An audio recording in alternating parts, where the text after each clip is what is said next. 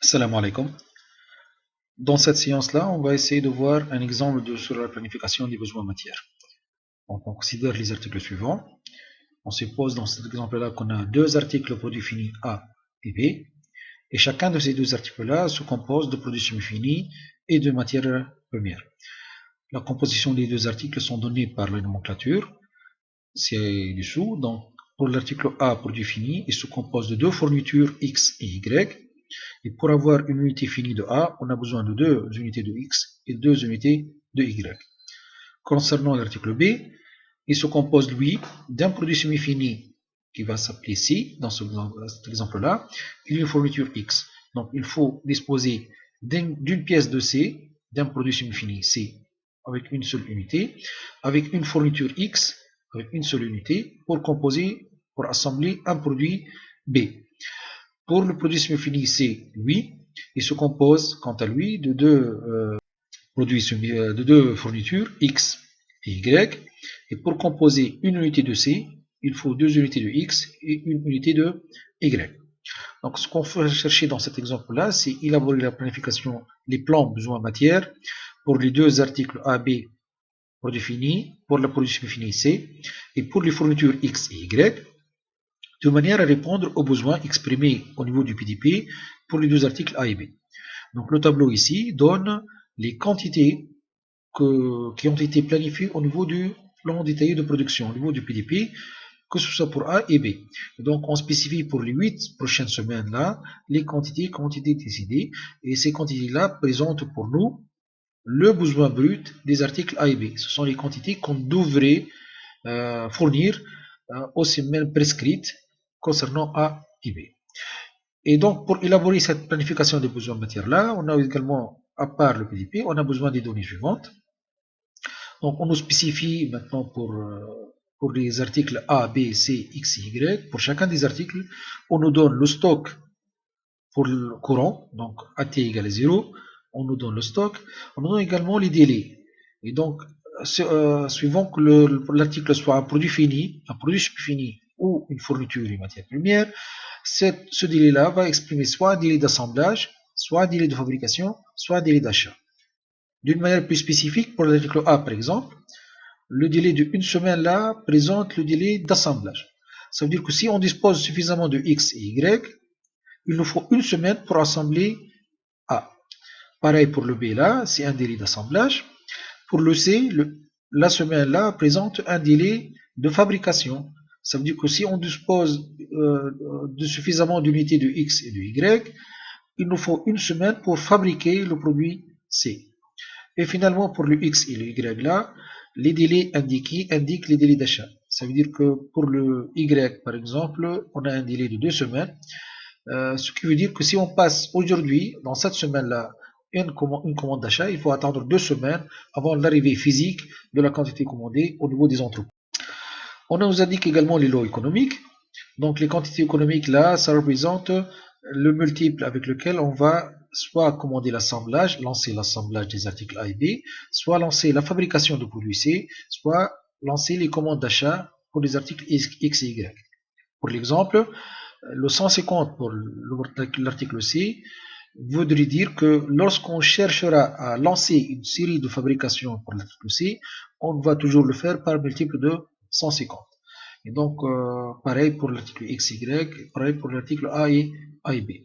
Donc, ça représente soit les quantités économiques avec lesquelles on va lancer l'assemblage de A et B, soit la quantité économique avec laquelle on va lancer la fabrication de produits C, de produits semi-finis C, soit lancer les commandes d'achat pour les articles X et Y. On indique également des stocks de sécurité uniquement pour les articles A et B. Alors, qu'est-ce qui est nouveau ici? C'est le fait que maintenant pour l'article A, on nous désigne un stock de 30 comme étant un stock d'unité, un stock de sécurité. Cela voudrait dire que à aucun moment il faut que le stock de l'article A soit en dessous de ces 30 unités-là. Et donc, ce qui est nouveau au niveau de l'application besoin par rapport à l'exemple qui a été traité dans la vidéo précédente, c'est que maintenant, on peut parfois lancer une série d'assemblages, non pas pour satisfaire l'apparition d'un besoin net, mais juste pour que le niveau soit en dessus de 30 unités du stock de sécurité. C'est ce qu'on va expliquer dans l'exemple de tout à l'heure. Et donc, on nous désigne juste un stock de sécurité pour les articles A et B. Pour le reste, on n'a pas de contraintes sur les stocks de sécurité. Donc, maintenant, pour élaborer cette planification de besoins matière, comme on l'a expliqué dans la vidéo précédente, il faut d'abord commencer par élaborer les grilles des articles A et B. Ensuite, élaborer la grille du C uniquement. Pourquoi? Parce que finalement, le X rentre dans la composition de A, B et X. Et donc, pour déterminer le besoin matière dans la fourniture X, il faut avoir déjà au préalable établi les quantités qu'on devrait assembler pour A et B et les quantités qu'on devrait fabriquer pour l'article C. Et donc, pour arriver à faire la planification du besoin matière pour cet exemple-là, on doit commencer par faire les grilles des articles A et B d'abord, ensuite la grille de l'article C, et ensuite on pourra passer à la réalisation des grilles X et Y une fois qu'on a déterminé le besoin d'assemblage en A et B et le besoin de fabrication pour l'article C. Donc on va commencer maintenant par la grille de A. Et donc pour l'article A ici, on va considérer la grille suivante. Le besoin brut, comme on l'a expliqué dans l'exemple précédent, correspond pour l'article fini A, correspond exactement à la demande exprimée au niveau du PDP. Donc cette ligne-là dérive directement de la demande exprimée au niveau du PDP pour l'article A. Et donc on spécifie également un stock projeté de 80 initial à la semaine 0. Maintenant ce qu'on va faire, c'est à chaque fois se poser la question, si le stock disponible suffit pour combler le besoin brut, alors on va faire juste une sortie de stock. Sinon, il y a un besoin net qui va apparaître et là, ça va derrière provoquer une réception planifiée.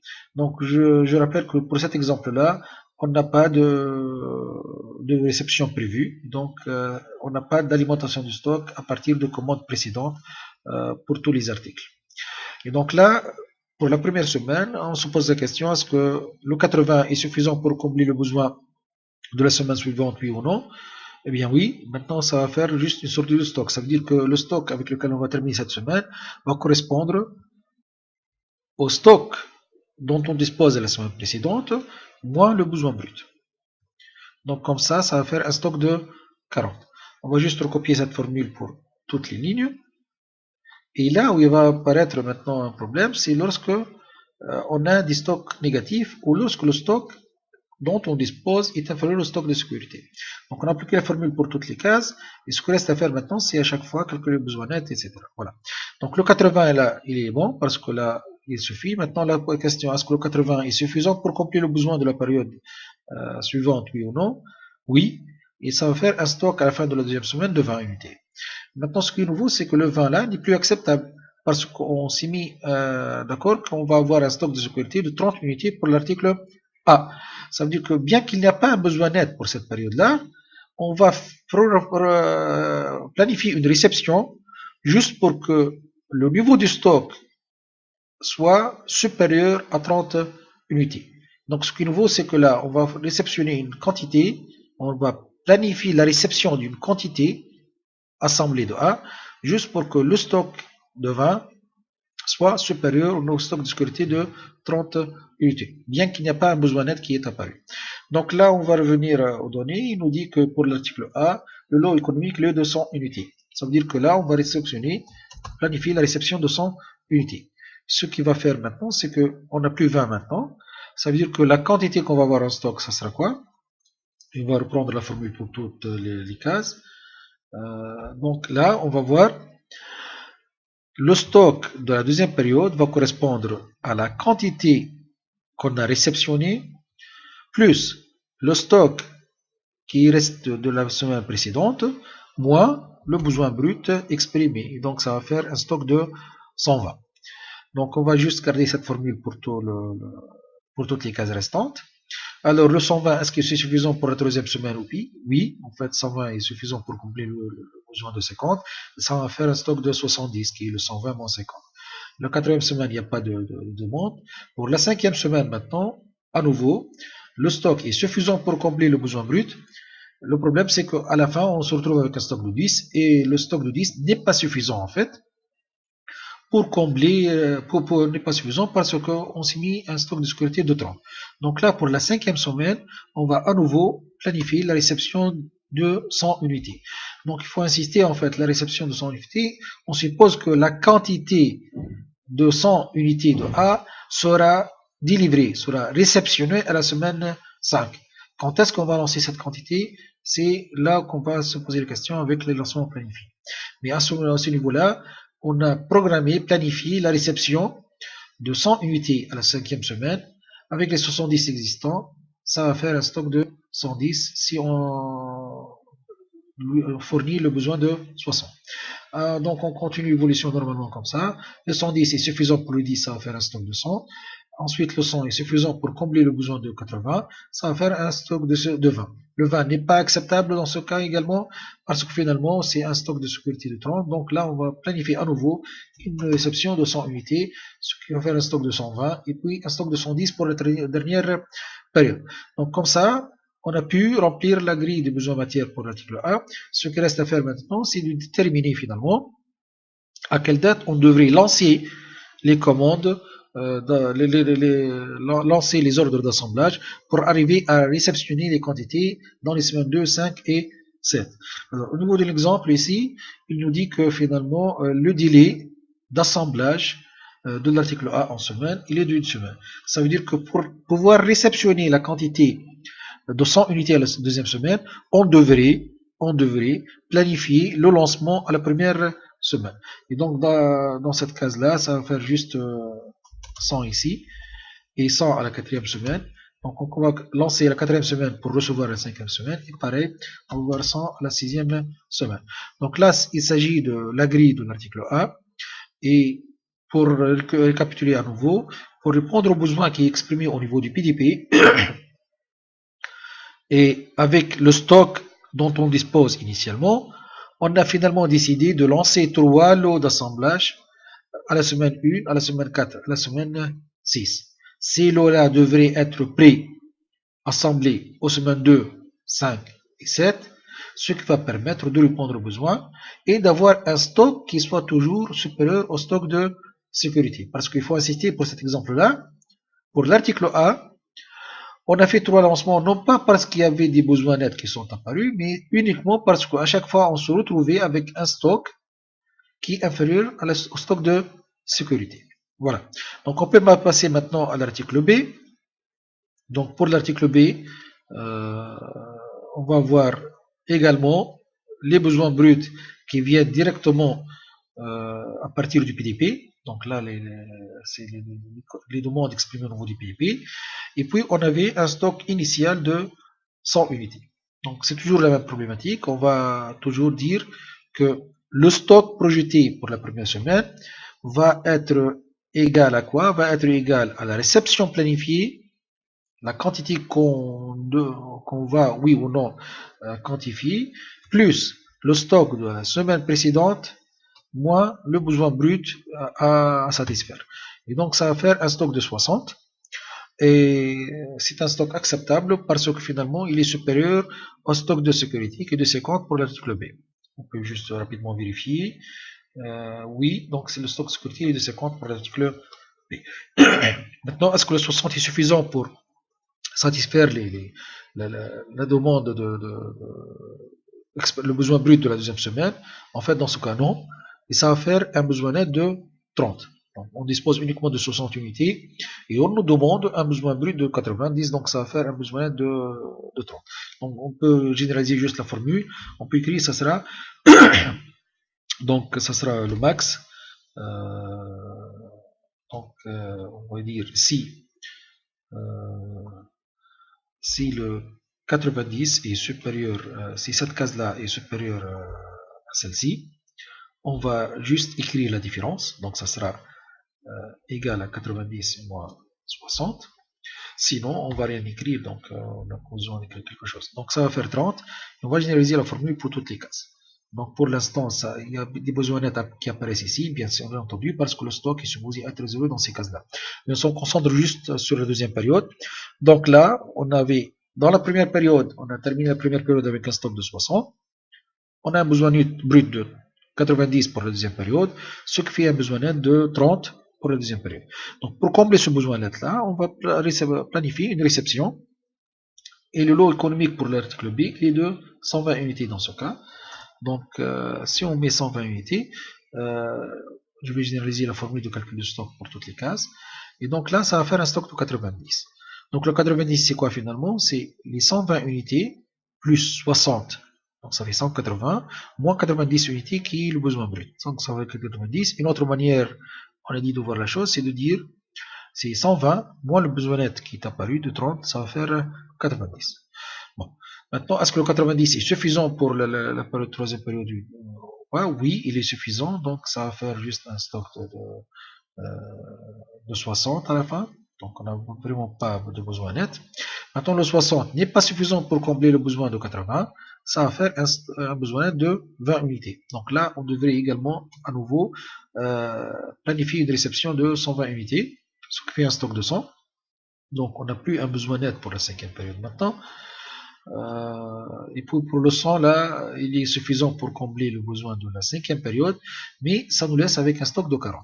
Là également, à nouveau, le 40 n'est pas suffisant parce qu'on a décidé d'avoir un stock de sécurité de 50 unités. Donc, à nouveau, on planifie la réception de 120 unités à la cinquième période, ce qui va corriger le stock vers 160. Maintenant, avec le 160, on n'a plus de besoin net pour la sixième période, donc on a un stock de 110. Pour la septième période, on peut combler le besoin brut à partir du stock, mais ça va laisser un stock à la fin de 30 unités. Donc là, on devrait à nouveau planifier la réception de 120 unités, ce qui fait qu'on va corriger le stock et on terminera la huitième période avec un stock de 150. Maintenant, pour planifier les dates auxquelles on devrait lancer l'assemblage de l'article B, il nous indique à nouveau un délai d'une semaine, donc ça va faire ici un décalage de 120 pour toutes les quantités. Donc pour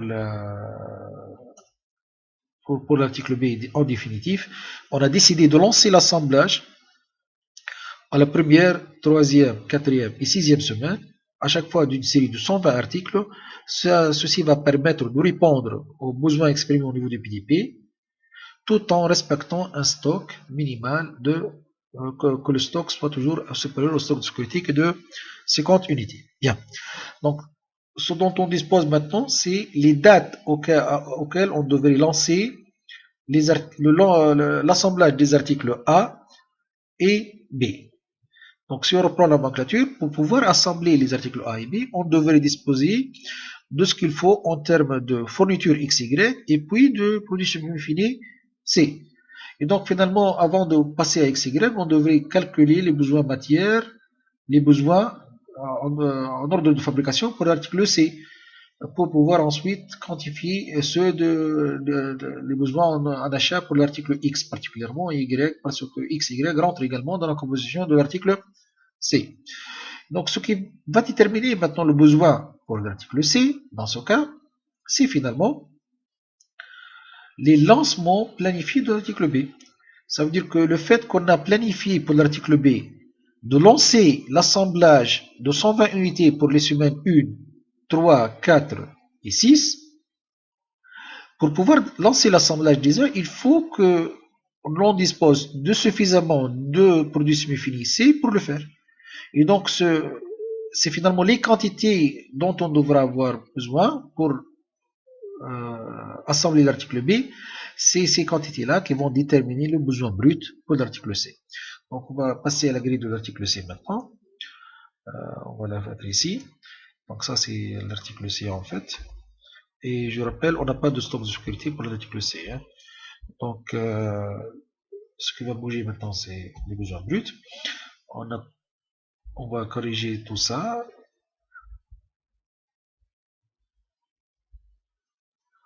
Là. Voilà.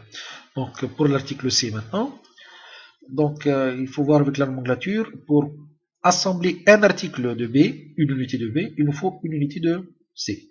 Et donc, si on revient ici, ça c'est les lancements de l'article B. Donc, pour pouvoir assembler 120 unités de l'article B, pour pouvoir commencer l'assemblage de 120 unités de l'article B à la semaine 1, on devrait disposer de 120 unités finies de l'article C.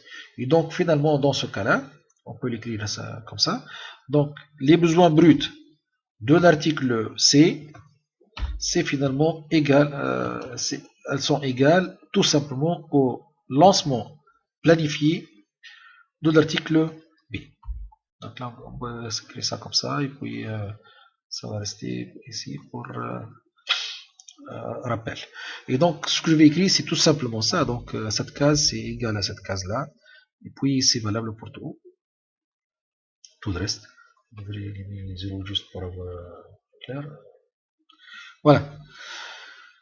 Maintenant, on dispose des besoins bruts de l'article C. On va procéder de la même manière comme on a fait tout à l'heure. On va corriger avec les stocks. Donc, pour le stock de la pièce, pour le stock de C, on dispose déjà initialement de 200 unités. Donc, on a un stock de 200 unités initialement. Donc, c'est toujours la même question. Donc, le stock de la première semaine, c'est finalement des réceptions planifiées, plus ce qu'on a en stock déjà pour la semaine qui précède, moins les besoins bruts. Donc là, ça sera toujours comme ça. Ça, c'est valable pour tous. Et là, on a 80, donc on est bon. 80 toujours pour la deuxième semaine. Et ensuite, les 80 ne sont plus suffisantes pour la troisième semaine. Donc là, on va voir apparaître à nouveau un besoin brut. Donc juste, je corrige, je vais reprendre la formule pour ne pas l'écrire. Avoir écrit. Donc là, j'écris pour le besoin net. Donc je rappelle, c'est quoi la formule? C'est tout simplement, il va tester si cette case est supérieure à celle-ci. Ça veut dire que si le besoin brut est supérieur au stock dont on dispose, on va juste faire la différence 120 moins 80. Donc ce qui fait un besoin net de 40. Maintenant, vous avez ce besoin net là de 40. Pour pouvoir le combler, on devait planifier une réception. Dans ce cas-là, la réception de l'article C se fait toujours par la fabrication de l'article C, je m'excuse, se fait toujours par série de 150. Donc, on devait là planifier la réception de 150 unités de l'article C. Ceci va permettre finalement de corriger le stock. On finit la période avec un stock de 110. On rappelle rapidement, le 110 c'est 150 plus les 80 moins les besoins bruts, ou tout simplement 150 moins 40, qui est le besoin net, ça va faire 110. Ok. Maintenant, le 110 n'est toujours pas suffisant pour la quatrième période, donc on se retrouve avec un besoin net de 10. Là, on devrait à nouveau planifier une réception de 150 unités à nouveau. En principe, ça va permettre de corriger la situation jusqu'à les dernières périodes. Donc, les 140 sont suffisantes ici de la cinquième période, sont suffisantes pour la sixième période. Et on se retrouve avec un stock de 20 jusqu'à la huitième semaine. Maintenant, pour planifier, pour pouvoir obtenir les articles C finis de série de 150 à la troisième et la quatrième semaine, on devrait, comme l'indique le délai ici, les lancer leur fabrication une semaine à l'avance. Et donc là, pour obtenir les 150 finis C à la troisième semaine, on devrait commencer leur fabrication à la deuxième semaine. Pareil pour les 150 de la quatrième semaine, on devrait commencer leur fabrication à la troisième semaine. Et donc finalement, on a répondu à la question. Pour pouvoir commencer l'assemblage des séries décidées pour l'article B, on devrait disposer de ces quantités-là finies au niveau de la semaine troisième, quatrième et sixième semaine. Et pour pouvoir les avoir, on a décidé finalement, compte tenu de stock qu'on en a, de lancer deux séries de l'article C. On va commencer la fabrication de 150 unités à la deuxième semaine et on va lancer une deuxième série de fabrication de 150 unités à la troisième semaine. Donc les 150 ici représentent pour nous les dates de début de fabrication de l'article C. Voilà.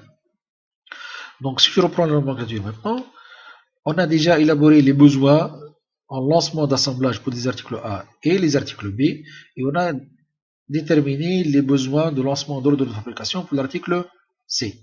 On peut maintenant passer à expliciter les grilles des articles X et Y. Ces grilles-là vont se baser finalement sur les besoins de lancement de A, les besoins de lancement de B et les besoins de fabrication du produit C. Donc on va commencer par exemple par l'article X, et comme on le voit dans la nomenclature en fait, le X là, pour le faire, donc à chaque fois qu'on a besoin d'assembler une unité de A, il nous faut deux unités de X. À chaque fois qu'on a besoin d'assembler une unité de B, il nous faut une unité de X. Et chaque fois qu'on a besoin d'assembler une unité de C, on a deux unités de X. Et finalement, le besoin brut de X va dépendre des lancements planifiés de A, B et C. Donc si on peut, comme ça, un petit peu partager les deux écrans pour y voir plus clair. Donc là, on va commencer par l'article X, si vous voulez. Ensuite, on passera à Y. Donc là, pour le produit C, ce n'est plus le C, maintenant c'est le X. Et donc, pour exprimer le besoin brut de X, voilà. Donc, le besoin brut de X, suivant la nomenclature explicitée ici, voilà. Donc, le besoin brut de X, suivant la première nomenclature ici, elle est égale à 2 fois le lancement planifié de A. Ça veut dire que finalement, pour assembler une pièce de A, il vous faut 2 pièces de X, plus, dans ce cas-là, pour rassembler une pièce de B, il faut juste une seule pièce de X, une seule unité de X, donc plus les lancements planifiés de B, plus, bien entendu, pour pouvoir fabriquer une pièce de C, il vous faut 2 pièces de X, donc plus 2 fois les lancements planifiés de l'article C. Voilà. Donc on va pour cela, donc juste on corrige le dernier. Donc là c'est voilà. Donc on va maintenant devoir pouvoir faire le besoin brut. On va essayer d'exprimer tout ça. Voilà, on verra tout à l'heure le stock va correspondre à quoi. Donc le besoin brut de cette semaine-là, pour le X, c'est tout simplement 2 fois ça, donc égal à 2 fois les lancements planifiés de A, donc il faut juste aller au lancement planifié de A, ça c'est le lancement planifié de A, plus, on a dit, suivant la formule bien sûr, plus un lancement planifié de B, donc il va aller juste à la case B, plus 2 fois, on a dit, le lancement planifié de C. Donc là, ça va faire, on vérifie juste que c'est toujours la même colonne. Donc c'est le C10, le C21, le C31. Donc c'est toujours les 7 colonnes là. Ok. Donc ça fait 320. Le 320 c'est quoi? Ça veut dire que pour la première semaine, en termes de X, on doit disposer de 320 unités. Pourquoi? Pour pouvoir lancer l'assemblage de 120 unités de B et lancer l'assemblage de 100 unités de A. Si on fait le compte, il vous faut 2 fois 100 plus 120, donc ça fait bien 320 unités. Donc on va généraliser la formule pour toutes les cases et ça va faire finalement ces valeurs-là. Et là, ça va indiquer finalement les quantités dont on devrait disposer de X à chaque semaine pour pouvoir lancer les assemblages de A à B et la fabrication de C éventuellement si ça apparaît. Maintenant, pour le stock initial de l'article X, on a là 500 unités, donc il faut juste indiquer les 500. Je rappelle qu'on a gardé là la formule des lignes précédentes, on peut la rappeler rapidement, c'est pas grave. Donc ça sera toujours la réception que vous allez planifier, plus le stock dont vous disposez de la semaine précédente, moins le besoin brut exprimé. Donc là, ça sera toujours la même formule. Maintenant, le 180 là, qui est le stock de la première période, ne suffit pas pour la deuxième. Vous avez un stock qui soit négatif à ce niveau-là. C'est plutôt un besoin net, c'est pas un stock. Donc, on va reprendre la formule de tout à l'heure pour accélérer un petit peu les calculs. Voilà. Donc, ça va faire un besoin net de 120. Donc, le 120 là, on peut même effacer pour l'instant pour ne pas oublier.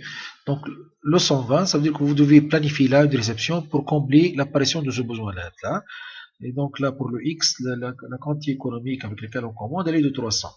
Donc, le 300 ici, c'est, j'écris 300, ça va faire un stock de 180 automatiquement. Le 180, c'est 300 plus 180 moins 300. Ou c'est 300 moins le besoin net, donc 300 moins 100, 120, ça va faire 180. Alors pareil, à nouveau, là, c'est à nouveau, il y a un besoin net qui apparaît, 240. Donc on doit planifier un autre 300, ça va corriger le stock. Il y a un autre besoin net qui apparaît également à ce niveau-là. Il faut juste maintenant corriger à nouveau. Le 40 là n'est pas suffisant pour la 6e période, il y a un autre besoin net qui apparaît. 280 et puis vous planifiez à nouveau une réception de 300 unités. Donc là comme ça on a planifié 4 réceptions pour l'article X et l'article X je rappelle c'est une fourniture, donc là il s'agit de réception d'achat. Donc on est supposé recevoir ces quantités aux semaines 2, 3, 4 et 6. Pour pouvoir les recevoir dans les semaines spécifiées, il faut les lancer une semaine à l'avance. Donc pour le X, le délai d'achat est d'une semaine. Donc on va juste faire décalage d'une semaine pour tout le monde. Donc là, on a 300 pour les 3 premières cases, et puis 300 pour la 5e case. Donc maintenant, ça veut dire que pour l'article X, on a finalement décidé de lancer 4 ordres d'achat. Chaque ordre va comporter 300 unités. Et si les ordres sont lancés à la première, deuxième, troisième semaine, et puis à la 5e semaine, de manière à les recevoir aux deuxième, troisième, quatrième et 6e semaine, ça va permettre de combler le besoin qui apparaît en termes de X pour pouvoir lancer la fabrication de C et l'assemblage de A et B. Voilà. Donc ça, c'est pour l'article X, si on ne se trompe pas. Voilà, maintenant, on passe juste à l'article Y. Donc pour Y, en fait, on va reprendre une grille similaire. Pas ici. Et puis, on va d'abord déterminer la formule nécessaire pour pouvoir déterminer le besoin brut de l'article Y. Donc là, c'est Y plutôt. Voilà. Le stock, on n'en sait rien pour l'instant. On verra pour le reste. Voilà. Donc, pour l'article Y, maintenant, si on reprend la nomenclature de tout à l'heure. Là, on y est comme ça, voilà. Donc, pour le Y, il faut voir que pour assembler une unité de A, il vous faut 2 unités de Y. Et pour pouvoir, en fait, le B n'utilise pas directement Y, mais pour pouvoir fabriquer une unité de C, il vous faut une unité de Y. Donc le Y rentre dans la composition de l'assemblage de A, dans l'assemblage de A et dans la fabrication de C. Et donc ainsi, le besoin brut, la quantité dont devrait disposer pour Y, le besoin brut de Y, va être égal à 2 fois les lancements planifiés de A, plus voilà, ça c'est pour la partie A, et puis plus uniquement les lancements planifiés de C. Donc on peut faire comme ça. Voilà. On peut espacer un petit peu pour y voir plus clair. Voilà. Comme ça, ça va permettre de calculer le besoin brut de Y. Donc je reprends mon fichier Excel. Donc là, pour la première semaine de Y, le besoin brut va être égal à 2 fois les lancements planifiés de A, plus lancement planifié de C. Donc ça sera égal à tout simplement 2 fois le lancement planifié de A, donc ça sera tout simplement cette case-là, plus les lancements planifiés, oui, il y aura la formule sur le plus lancement planifié de C, donc plus cette case-là. Voilà. Donc comme ça va déterminer les sons. Le 200 c'est quoi finalement dans ce cas? Le 200 c'est, il n'y a pas de planification de C à ce niveau-là, et le 200 c'est 2 fois le 100. Donc, on a décidé déjà de lancer l'assemblage de 100 unités à la première semaine de A. Donc il vous faut 200 unités de Y à cette semaine-là. Donc on reprend la même formule pour tout le monde et ça va déterminer un besoin brut pour tous les articles. Voilà. Donc pour le stock initial de Y, donc ça fait toujours 500. Voilà. Donc le stock de la première semaine il est bon, pour la deuxième il est bon, pour la troisième il est bon. Donc le besoin net, le premier besoin net qui devrait apparaître, c'est au niveau de la semaine 4. Donc là je reprends juste la formule rapidement. Voilà, donc là on a besoin net de 200. Et pour le combler, on devrait programmer une réception d'achat. Voilà. Donc pour le Y, la quantité économique est de 250. Donc je programme 250 à ce niveau-là. Ça va corriger le stock comme vous le voyez. Là, j'ai un autre besoin net qui va apparaître parce que le stock n'est pas suffisant pour la 16e période. Je programme un autre 250 à ce niveau-là.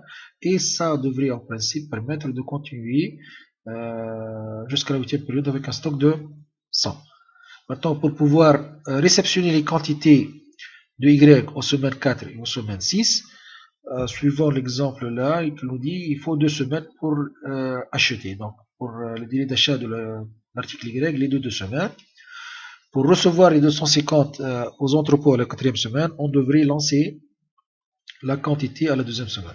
Donc, à la 2e semaine, je lance 250. Puis, pour recevoir la 6e semaine, je dois lancer la 4e semaine. Donc, pour la 4e semaine, par exemple, on va lancer une commande d'achat et on va recevoir l'ancienne commande d'achat. Et donc, finalement, on a décidé de lancer 2 ordres d'achat à la semaine 2 et à la semaine 4. Pour les recevoir à la semaine 4 et 6, ça va permettre de combler le besoin brut qui est apparu pour Y là pour assembler A et fabriquer C. Voilà. Donc ça c'est déjà les grilles de la planification des besoins en matière.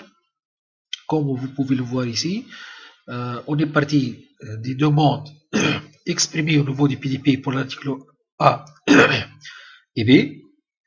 Et on est arrivé finalement à décider, donc finalement la PBM à proprement dit, la planification, les plans besoins matière à proprement dit, c'est quoi? C'est finalement les lignes de placement planifiées.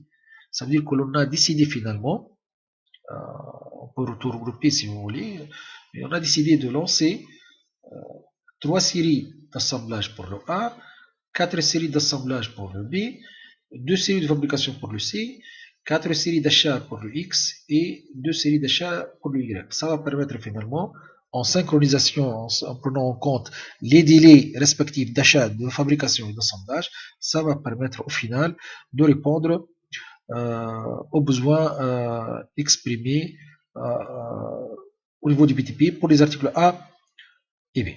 Voilà, comme ça on a. Maintenant, pour répondre à la deuxième partie de l'exercice, qui concerne le calcul du coût. Donc là, dans cet exemple, il nous dit que finalement, le coût de lancement est de 70 dinars par lancement. Donc dans ce cas-là, il confond tous les lancements, que ce soit un lancement d'assemblage, de fabrication ou d'achat. Il nous indique toujours que pour lancer une série, il faut payer un coût fixe, qu'on appelle couramment grand A, de 70 dinars par lancement. Et puis il vous dit que le coût de détention, c'est le coût de possession si vous voulez, il est de 250 milli par article par semaine. Ça veut dire que si vous voulez stocker une unité au niveau des entrepôts durant une semaine, l'unité va vous coûter, en termes de coût financier bien sûr, 250 milli, 0,25 dinars par article par semaine. Donc il faut juste rappeler là que le coût de lancement c'est un coût fixe qui ne dépend pas de la quantité qu'on va acheter, lancer ou fabriquer. Donc c'est un coût qui est lié directement au coût de réglage, de nettoyage, de changement de série. Donc c'est des coûts fixes qui ne bougent pas avec les quantités, qui ne dépendent pas de la quantité qu'on va lancer ou acheter ou fabriquer.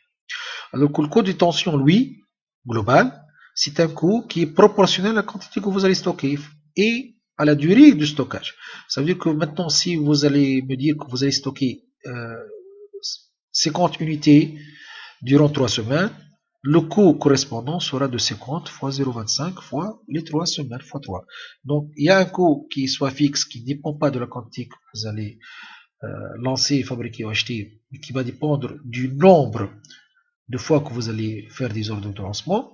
Il y a une partie variable qui dépend, elle, du coût de possession, qui va dépendre de la quantité que vous allez stocker et puis de la durée de stockage. Donc là, on va prendre ces éléments-là pour pouvoir calculer les coûts correspondants.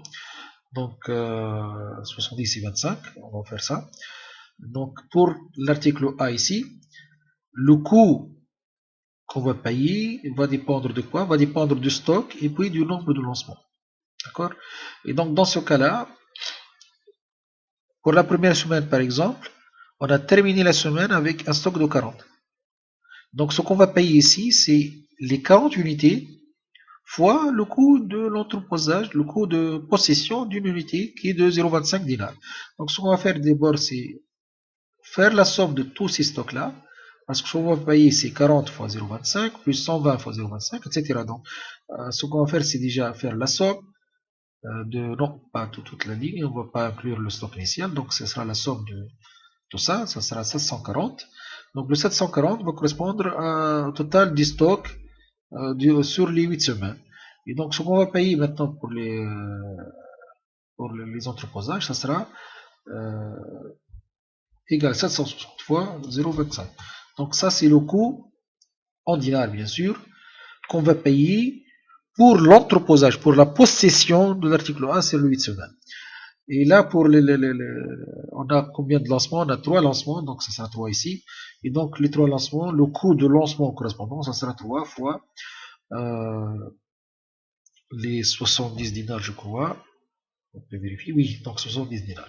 Donc 3 fois 70 dinars. Ce qui veut dire qu'à chaque fois que vous allez, à chaque fois que que vous allez lancer un ordre d'assemblage, le lancement vous coûte 70 dinars fixes. Quand vous lancez 100 ou 120 ou 300, ça sera toujours un coût fixe de 70. Donc on a 3 lancements, ça fait 210. Donc si vous voulez pour l'article A tout seul, ça sera 210 plus cette quantité-là. Donc le coût